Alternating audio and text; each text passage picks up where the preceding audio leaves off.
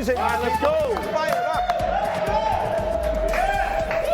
This is the day that we've been waiting for. We got basketball covered in every direction. Windy and Legs are here. We will have Andrea Carter a little bit later. And the entire draft crew is together. Louis Riddick, Booger McFarland, Mel Kiper Jr., and Adam Schefter, all ready to go for 2 hours of conversation. Let's not waste a moment. We'll start with the NBA play-in starting tonight out west. The game is called Fact or Fiction. Legs, if I said the Warriors are going to be one and done, is that fact or fiction? That's fiction. I believe they get this win tonight. Look, they're playing probably their most consistent stretch rolling into this situation. So it's good timing for them. They've actually got multiple guys playing well offensively at the same time for almost the first time all season. I think ultimately Steph Curry is the difference, and they get this win on the road. Meanwhile, Windy, the Lakers. A year ago, they made a run to the Western Conference Finals. If I said they can do that again, is that fact or fiction? I'm saying fact, and you're going to accuse me of talking out of both sides of my mouth, and that's fair, because I don't think that they would be favored over the Nuggets. But the point I want to make is that there isn't really going to be upsets in the Western Conference. All of these teams, 1 through 10, are very, very formidable teams, including the Lakers and including the Warriors, are a very strong 10 seed. All right, I'm going to come back to them in a minute. Legs, if I said this is LeBron's last best chance to win a title with the Lakers, would that be fact? That is a fact, and it has very little to do actually with LeBron James and Anthony Davis. It has more to do with who's in the Western Conference and the growth of these teams. When you look at a Dallas, you look at a Oklahoma City, you look at a Minnesota, all of those teams have superstars. Some have multiple superstars. They're significantly younger. Those teams are coming. And by the way, I didn't even mention the Denver Nuggets. So for the Lakers, yes, this is their last best shot. Okay, fair enough. So let's talk about what is actually at stake tonight and what the Lakers would actually be best off seeing happen. Everyone yelled at me yesterday, but that is because, like most geniuses, I will not be fully appreciated until long after my time. Cindy, if you would, the graphic. The last 8 times the Lakers have played the Nuggets, they have lost. All 8 of them. 4 of those were in the Western Conference Finals last year. 4 of the 8 were by double digits. The Nuggets never lose at home. They dominated the entire NBA postseason last year. I would add to that if the Lakers play the Thunder in the first round, meaning they're the 8th seed, and play the 1, they went 3-1 against OKC this year, and the Thunder are the second youngest team in the entire NBA this season. So, if one were to say it would better serve the Lakers to lose tonight, take their chances Friday night at becoming the 8th seed and taking on OKC instead of Denver, would one be right? You would be right. It's definitely a better path for them, clearly, to play the Oklahoma City Thunder rather than the Denver Nuggets. But to intentionally orchestrate that, I don't think that's a good idea, Granny, because I think you leave yourself then open to the possibility of losing the next game, which is possible. If Golden State wins, you got to play the Warriors, who have played very well against the Lakers this year. The Lakers not be able to slow them down. True. So have the Kings. Both of those teams. I understand that. You now go home, and you're saying, oh, what difference does it make? You go home after playing 2 games as opposed to playing maybe 4 or 5 against the Nuggets. That's really what you're saying. Yes, here. I am. I just don't think I'm saying the objective is not to get into the playoffs. Yep. It is to win the championship or make as deep a run as you possibly can. I'm not sure I understand the logic behind saying, yes, they'd be better off if they lose, but they should not do that on purpose. Those 2 things don't necessarily go together. I understand that there is something ethical, massively wrong with the idea of purposely losing a game of this magnitude.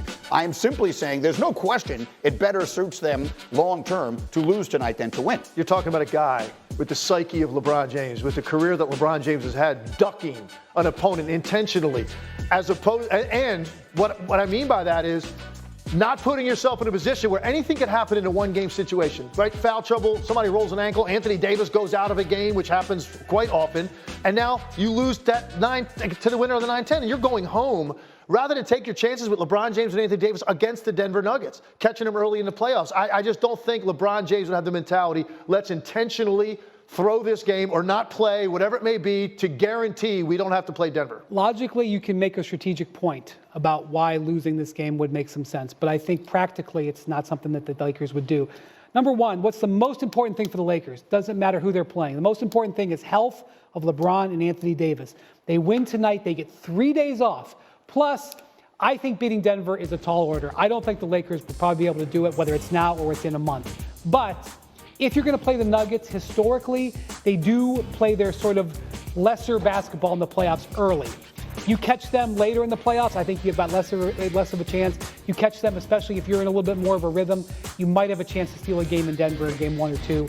I think the Lakers go all out tonight. They have a good track record in high-stakes games against the Pelicans this year. They have a good game plan. They've been able to stay there. I think it's all set up for them to take care of business tonight. Okay, so everyone stay where you are on the basketball because the Warriors are going tonight a little bit later in this hour. I will ask these two gentlemen, are we about to see tonight, for the last time, Steph Curry, Klay Thompson, and Draymond Green on the court together after all these years and all they've done? That's on the way. But right now, I remind you. The theme of the Western Conference play-in games tonight, deja vu. Of course, the Kings and Warriors matched up in the first round last year, and the Pelicans and Lakers matched up in the in-season tournament semis.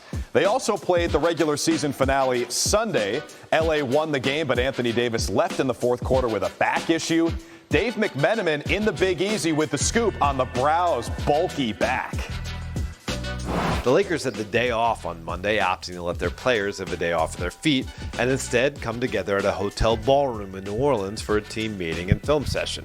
Anthony Davis, who exited Sunday's win over the Pelicans midway through the fourth quarter because of a lower back spasm, underwent massage, joint mobilizations, and shockwave therapy, a source told ESPN, as he prepares for Tuesday's play-in game against the Pelicans. The Lakers are currently listing Davis as questionable for that game. Meanwhile, Lakers coach Darvin Ham wanted to dismiss the notion that the Lakers went 3-1 against the Pelicans during the regular season, imparting to his team that means nothing.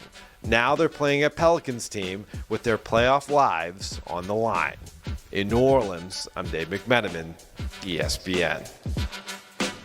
All right, Dave, and for more, we bring in senior NBA writer Brian Windhorst. Now, Brian, of course, the Lakers, no strangers to the play-in tournament, third time in the last 4 years. We've heard some rumblings, hey, do you want to avoid the Nuggets and maybe lose this game? So, Wendy, how are the LeBron and the Lakers approaching this game against the Pelicans?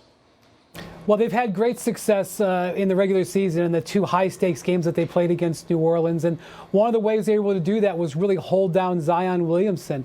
In that play-in semifinal game, they held him to 13 points and just 12 points on Sunday. And the way they've been able to do that is really just backing off of him and challenging him in the interior. And look, the Lakers finished this season very strongly. You can look at them as an 8 seed if you want, but they finished 13-5 down the stretch of this season. Offensively, they were dynamic, especially shooting the ball after the All-Star break. This is really a strong team. They are obviously not going to be favored, if they win this game and have to face the Nuggets in the first round. But this is not your average run-of-the-mill play-in team. This is actually the second best record they've had over the last 13 years. They are a strong team. They finished hot. So did the Golden State Warriors, winning 9 of their last 11 in the regular season, finishing with those 46 wins. But, Wendy, let's say if they lose to the Kings tonight and their season is over, what would their offseason look like in Golden State? Yeah, I don't think it's going to be a rebuild. I think they will look to reduce their payroll, which they can accomplish largely by just declining Chris Paul's $30 million option for next season. I do think that they're going to want to retain Klay Thompson. He makes $43 million this year. I do believe they can get him to come to terms at a reduced salary for next season. And look, you mentioned their last 10 games, but go back to their last 39 games. They finished 27-12 this season, top 10 in both offense and defense after the All-Star break. That is not a team to break up. Again, if you want to look at this team as a 10 seed and consider them not good, I wish you luck. They are actually a very strong team that played very well down the stretch. This is not a team you break up. It's just a very expensive team.